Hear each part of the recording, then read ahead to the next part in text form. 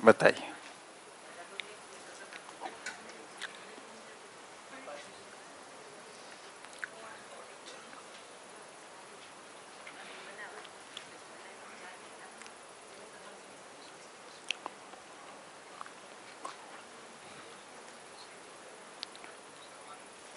ठीक है, हमने जो अभी चर्चा की है स्थापित मूल्यों की, है ना, उसमें विश्वास और कृतज्ञता पे कुछ बात हुई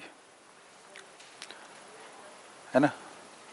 अब कृतज्ञता की बात जो है बच्चों के लिए शिक्षा में भी आनी है ना। बच्चों के लिए शिक्षा में कृतज्ञता की बात आनी है।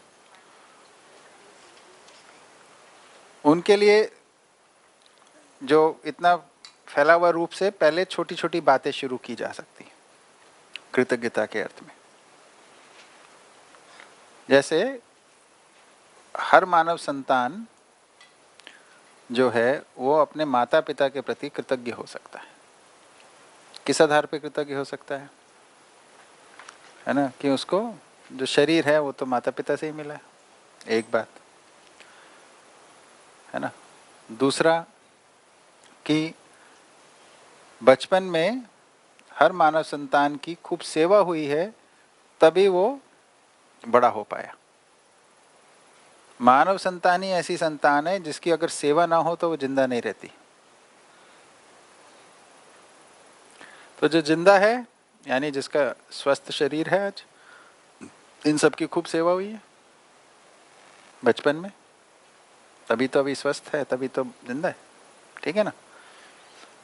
और तीसरी बात, माता पिता किसी भी स्थिति परिस्थिति में रहे हों, वो बच्चों के लिए हमेशा शुभकामना की है।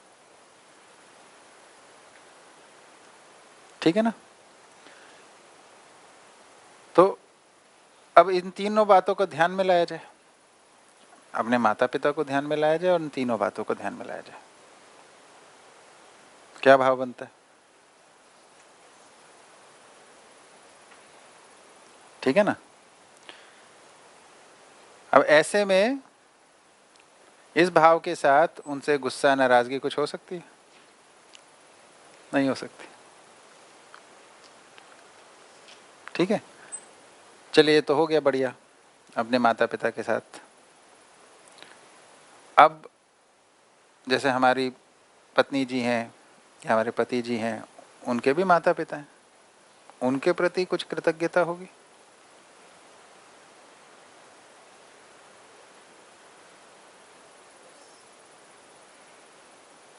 है ना। तो उसका क्या आधार होगा? उन्होंने तो हमारे लिए नहीं किया।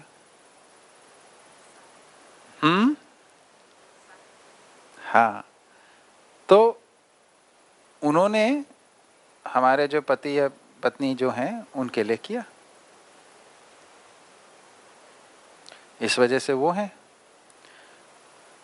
तो अब हमारी जो कृतज्ञता है वो किसी व्यक्ति विशेष के अर्थ में नहीं, माता पिता की भूमिका के अर्थ में होगी।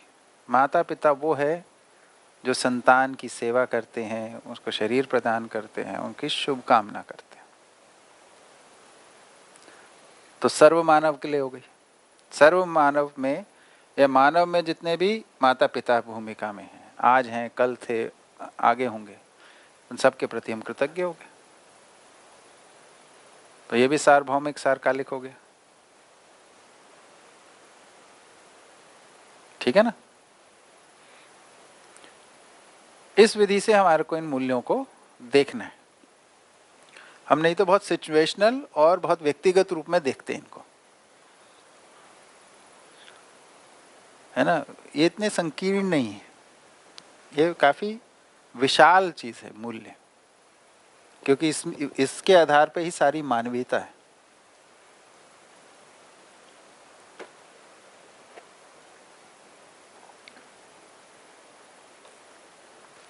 ठीक है।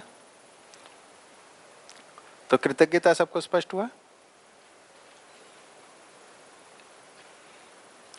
ठीक है, ठीक लग रहा है।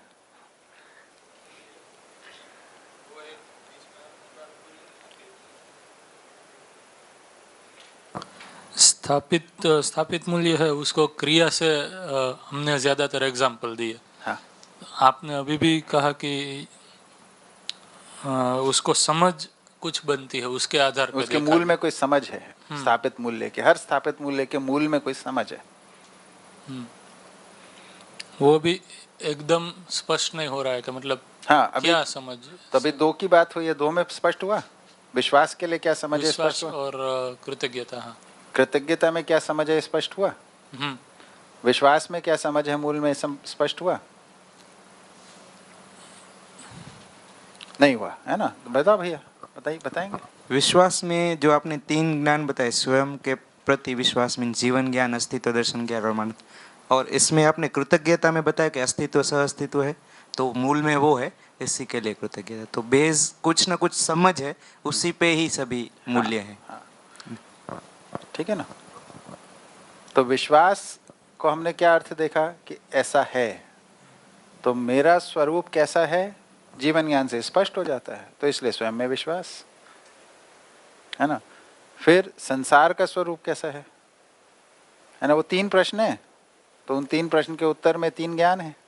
इन 3 ज्ञान से हमारे अंदर स्वयं में विश्वास, वर्तमान में विश्वास और सुखपूर्वक जीने में विश्वास, कि सुखपूर्वक जीने के लिए मेरी कोई डिपेंडेंसी नहीं है।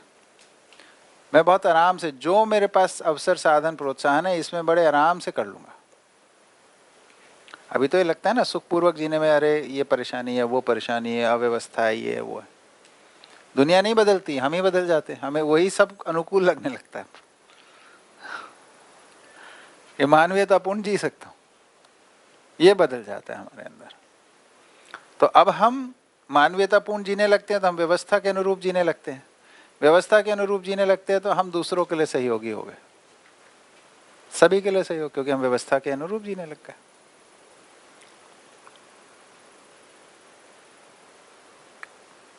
ठीक है।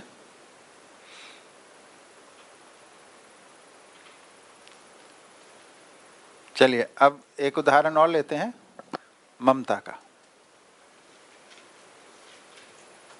इसमें आप बताइए सोच के। अब तो हमारे को तरीका मिल गया ना किस विधि से सोचना है। तो ममता का क्या स्वरूप है, क्या समझ है इसके पीछे।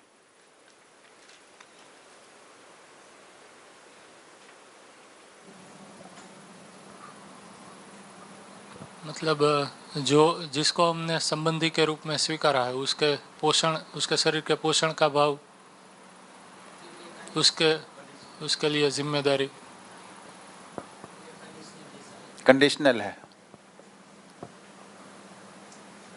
तो कोई सार्वभौमिक सोचना पड़ेगा। करिए प्रयास।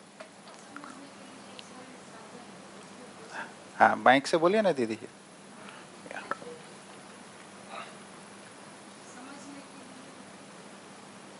समझने के लिए शरीर साधन है, उसके पोषण का भाव। हाँ, तो इसमें ममता वाला भाग क्या है। पोषण। ठीक, और बताइए, और थोड़ा सा गहरा जाना पड़ेगा। हम सभी जागृति के और हैं, तो सभी मानव शरीर बने रहें, तो शरीरों का पोषण मीन्स शरीर की परंपरा बनी रहे, उसके लिए ये ममता। बहुत बढ़िया, बहुत अच्छा। और बताइए, बहुत अच्छा है ना। मानव परंपरा के अर्थ में, है ना, मानव शरीर परंपरा बनी रहे, उसके लिए उसका पोषण होना अनिवार्य है ना। एक बात ये, दूसरा, मेरे को भी एक शरीर प्राप्त है जिसके लिए पोषण क्रिया की गई। अब तो मैं खुद कर लेता हूं, पर इसके लिए की गई, है ना। तो मैं भी कुछ शरीरों की जिम्मेदारी ले सकता हूं करने की, है ना। तो भाव ये हो गया कि भाई इसके अंदर कि मानव जो है जीवन और शरीर के रूप में है, मानव शरीर परंपरा के लिए शरीर का पोषण होना अनिवार्य है, ये एक आवश्यकता है ना। और ये विधिवत तरीके से होता है ना। एक निश्चित जिम्मेदारी है ये, इसको मैं स्वीकार लेता हूं तो इसके अनुरूप जीना शुरू करता हूं, तो उदारता पूर्वक कुछ लोगों की मैं पोषण की जिम्मेदारी का निर्वाह कर लेता हूँ, इतना सहयोग कर देता हूँ।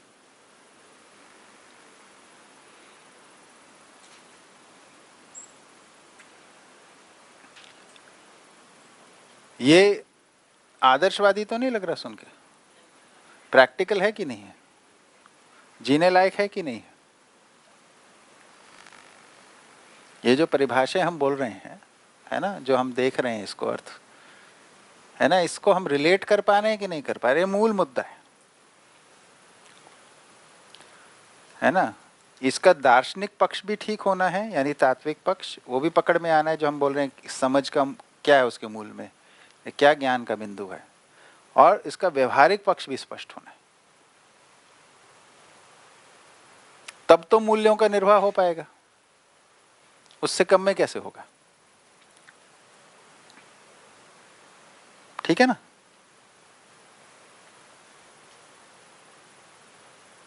हाँ जी। ये व्यवहारिक इसलिए लग रहा है क्योंकि जो स्थापित मूल्य है वो तो अपने आप में पूर्ण है, समझ के हिसाब से है, लेकिन जैसे ममता मूल्य पूर्ण है, लेकिन उसका जो शिष्टाचार में आएगा वो तो आपने जैसे बताया कुछ लोगों की जवाबदारी हाँ। हम ले सकते हैं। हाँ। विश्वास मूल्य है तो सामने, जैसे कृतज्ञता है तो सौम्यता, जो भी शिष्टाचार में आएगा जितने भी आसपास में होंगे उसके लिए ही, हम सभी को तो 700 करोड़ लोगों को शायद नहीं, लेकिन शिष्टाचार में जितने आसपास में होंगे उनसे होगा, वो तो पॉसिबल है ही, बिल्कुल। जितने भी कांटेक्ट में आएंगे वो। तो निर्वाह सीमा में होता है ना। पहचान तो सबके साथ हो सकती है, पहचानना सबके साथ है, निर्वाह कुछ निश्चित के साथ होता है, क्योंकि निर्वाह के लिए शरीर चाहिए, शरीर सीमित है। तो 8-10 के साथ ही हम संबंधों का निर्वाह कर पाते हैं।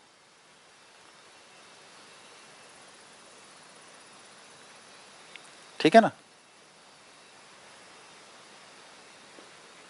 तो जिनके साथ निर्वाह कर रहे हैं उनके प्रति हम जिम्मेदार, और जिम्मेदारी एक लंबे अरसे के लिए, लॉन्ग टर्म कमिटमेंट है। ठीक है।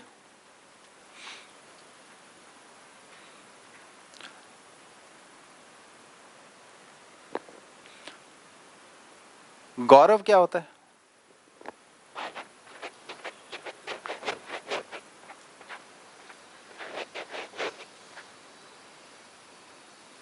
क्या परिभाषा है गौरव की?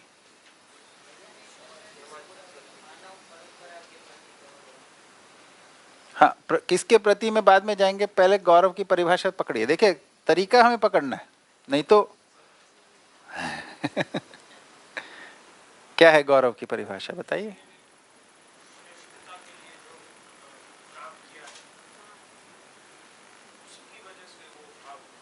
हाँ, पढ़ के बताइए ना कहीं से। मतलब समाज गति के अर्थ में जिन जिन लोगों का सहयोग अभी तक जो मिला है उन सभी के लिए। नहीं, सहयोग वाली बात तो कृतज्ञता के लिए नहीं है, हम गौरव की बात कर रहे हैं। धन को श्रेष्ठता के प्रति लगाया है, उनके प्रति ये गौरव का भाव आता है। अब हम प्रक्रिया को पकड़ रहे हैं इसमें। हाँ, माइक दीजिए ना। इसमें लिखा है जागृति और उसकी प्रमाण परंपरा। दूसरा लिखा है निर्विरोध पूर्वक अंगीकार किए गए अनुकरण, उसको गौरव बोला। जागृति और उसकी प्रमाण परंपरा, तो दो अर्थों में आया, एक परंपरा के लिए आया, परंपरा में जागृति परंपरा के लिए बात हुई है, और दूसरा वाला क्या आया, निर्विरोध पूर्वक अंगीकार किए गए अनुकरण। इसका क्या अर्थ बना? निर्विरोध पूर्वक, एक तो ये बात आई। अंगीकार माने अपनाना, अनुकरण, है ना, इसको हमें समझना है। ठीक है। तो जो अब हम जब साथ में जीते हैं, है ना, तब हमारे आसपास के लोग, हमारे साथ के लोग सब कोई ना कोई क्षेत्र में आगे होते ही हैं। हम कुछ, है ना, हम सब कुछ कलाओं से, कुछ प्रतिभाओं से, कुछ, है ना, व्यक्तित्व से हम सब धनी हैं ही। तो हमारी प्रतिभा एक क्षेत्र में है, किसी की दूसरे में, तीसरे की तीसरे में है। हम सब मिलके, है ना, थोड़ा थोड़ा सहयोग करके इस परंपरा को आगे बढ़ाते हैं। तो परंपरा के अर्थ में हम लोग कुछ कार्य में लगे। तो किसी क्षेत्र में किसी का अधिकार ज़्यादा है, किसी का कम है। किसी क्षेत्र में मेरा अधिकार ज़्यादा है, आपका कम है। किसी में आपका ज़्यादा है, मेरा कम है। ठीक है। जैसे परिवार व्यवस्था, परिवार व्यवस्था में जितने लोग हैं सबका समान अधिकार सब चीज़ों में होगा। सब जो परिवार में पोषण की बात है, समाज गति की बात है, संरक्षण की बात है, उत्पादन की बात, सबका तो अधिकार नहीं है। तो किसी का किसी क्षेत्र में अधिकार ज़्यादा है, किसी का किसी में। तो जिसका अधिकार जिस क्षेत्र में ज़्यादा है उसका अनुकरण करना।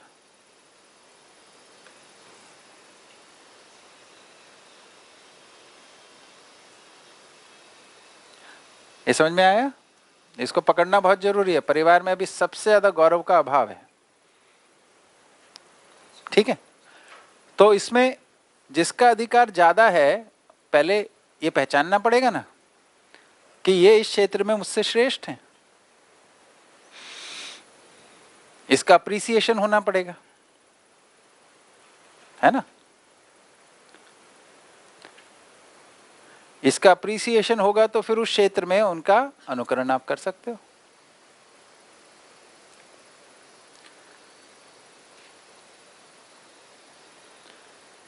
है ना। तो इसमें इससे के मूल में समझ क्या है कि हर मानव में श्रेष्ठताएं हैं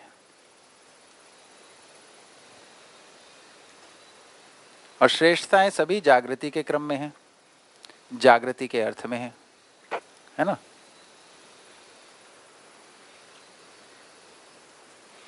और जिस क्षेत्र में किसी की श्रेष्ठता हमारे को स्पष्ट होती है उसका अनुकरण करना ही चाहिए, है ना। तो जैसे परिवार व्यवस्था, व्यवस्था के अर्थ में हम श्रेष्ठताओं को देखेंगे तो उसके अंदर हम देखते हैं जैसे पोषण की के अर्थ में जो श्रेष्ठताएं हैं, जिसको पोषण की समझ और कला ज़्यादा अच्छी आती है उसका अनुकरण किया जाए। किसी को उत्पादन की समझ और कला ज़्यादा आती है तो उधर उसका किया जाए। किसी की शिक्षा के अंदर ज़्यादा अच्छी वो है, श्रेष्ठता है, तो उसका उधर अनुकरण किया जाए। अभी क्या होता है वर्तमान में,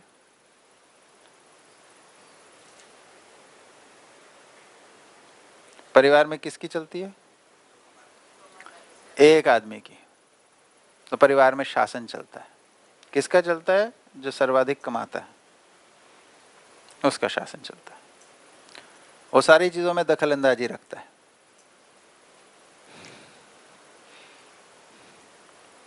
खाना भी क्या बनेगा, पढ़ाई लिखाई भी क्या होगी, सारे निर्णय उनके आधार पे हो। इसमें परस्परताओं के खिलने का अवसर ही नहीं बनता। भाई क्या एक ही आदमी श्रेष्ठ होता है क्या, या सभी में श्रेष्ठता है? हाँ, क्या नहीं होता? माता है उसका ही जलता है, ऐसा नहीं होता है। हाँ ये बात सही। ये तो सही बात है, ये बात सही है।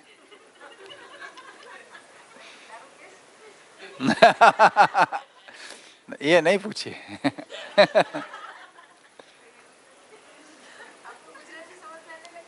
थोड़ी थोड़ी, है ना। तो जब ये समझ में आ गया कि हर मानव में कोई श्रेष्ठता है ना। ये कहाँ पे स्पेशली कहाँ पे काम आता है? जहाँ पे बराबर हैं हम। इस संदर्भ में है ये। देखिए संदर्भ पकड़ने बहुत जरूरी है। हाँ हाँ, जैसे हमारे साथी सहयोगी हैं। अब हमारे साथी हैं, सहयोगी भाई हैं, वहाँ पे हम बेमित्रा में रहते हैं। तो खिलावन भैया हमारे खेती के अंदर वो पारंपरिक विधि से खेती बहुत अच्छे से जानते हैं। मतलब बहुत ही कलाकार आदमी है, बहुत अच्छे से समझ, और उसको बड़ी कुशलता से व्यक्त भी कर पाते हैं। तो निपुण भी हैं और कुशल भी हैं। तो वहाँ पे मैं उनके मार्गदर्शन में चलता हूँ। वो जैसा बोलते हैं, जैसा बताते हैं, बिल्कुल वैसा। हम बुद्धि नहीं लगाते उसमें। इतना अच्छे से करते हैं। हमारे वहाँ पे उस क्षेत्र में बेमित्रा और रायपुर में हमारे जितने साथी खेती कर रहे हैं और जितनों का हमें पता है जो केमिकल खेती कर रहे हैं, उन सबसे अच्छा उत्पादन हम लोग ले रहे हैं। है ना। तो जहाँ पे वो श्रेष्ठ है उधर उनको स्वीकारा जाए, इसी में उनका सम्मान भी होता है ना। अब घर में ही देखिए ना, घर में अगर एक ही आदमी की चलेगी, बाकियों के सम्मान की जगह कैसे बनेगी?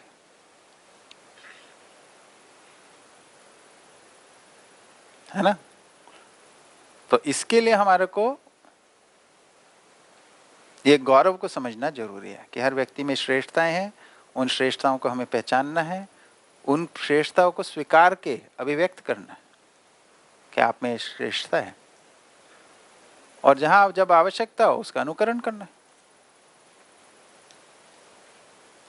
अनुकरण करना, श्रेष्ठता के आधार पे अनुकरण करना ही सरलता है। क्या सरलता हो गई कि ये व्यक्ति तो हर व्यक्ति के साथ निर्वाह कर लेता है ना। ऐसे व्यक्ति को किसी के साथ समस्या नहीं होती साथ जीने की। नहीं तो जो जिनको शासन की आदत होती है वो सबके साथ जी नहीं पाते।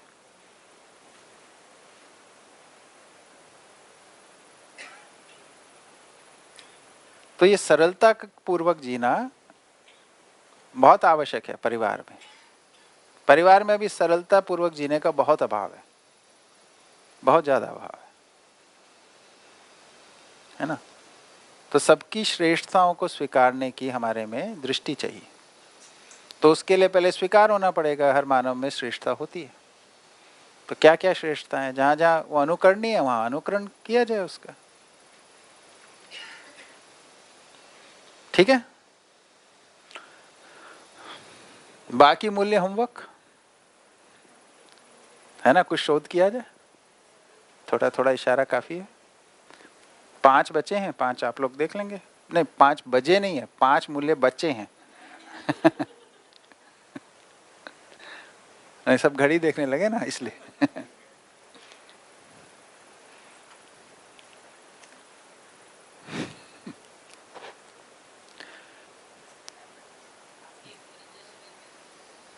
हाँ जी, बर हाँ कभी रख सकते हैं, कोई नहीं। हाँ हाँ बिल्कुल, परिचय शिविरों में तो परिवार के साथ मजा आता है खूब। मैं भी परिवार के साथ आ जाऊंगा, आप लोग भी परिवार के साथ आ जाएंगे।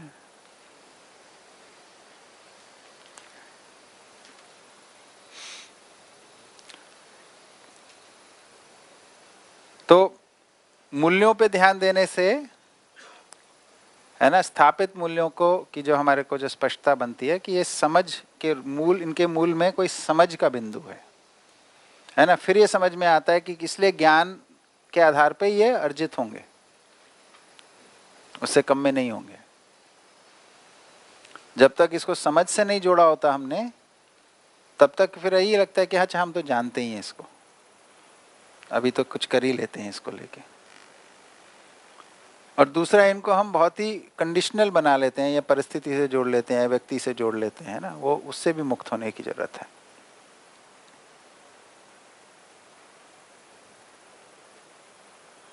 जितनी भी स्थितियां हैं इस पूर्णतः व्यवस्था के अर्थ में होती हैं, और तभी उनके आधार पे जो गतियां हैं वो नियंत्रित रहती हैं।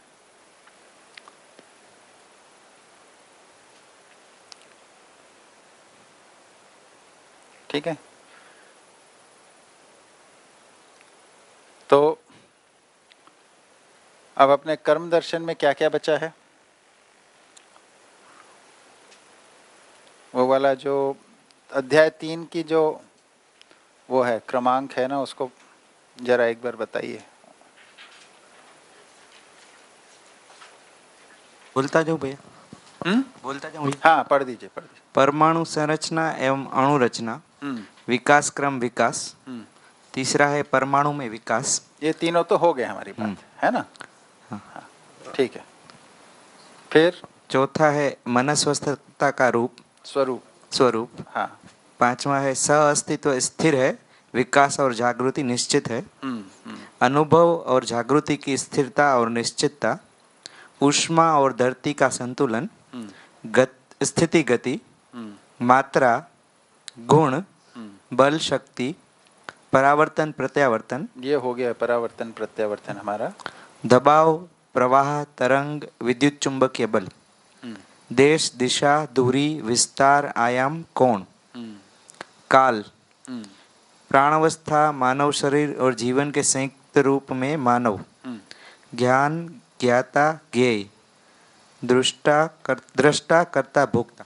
ठीक, तो काफी कुछ बचा है अभी, तो ये कल में तो पूरा नहीं होगा, है ना, क्योंकि कुछ बातें हमने वो भी की हैं जो कि किताब से बाहर की हैं लेकिन रेलेवेंट हैं, पर किताब में की सीमा में नहीं थी, है ना। ठीक है, उनकी भी आवश्यकता थी। तो राकेश भैया का एक ऐसा प्रस्ताव था कि अगली बार भी कर्म दर्शन पे ही हम सत्र रख लें और ये जो छूटा है इसको पूरा कर लें उस वक्त, है ना। तो आप लोग देखिएगा कि ये पुस्तक को पूरा करना है या अगली पुस्तक शुरू करनी है। हाँ, ठीक,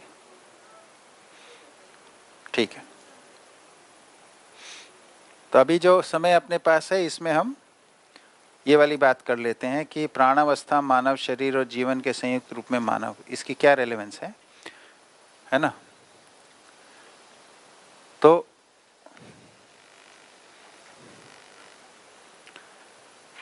एक जो प्रधान मुद्दा है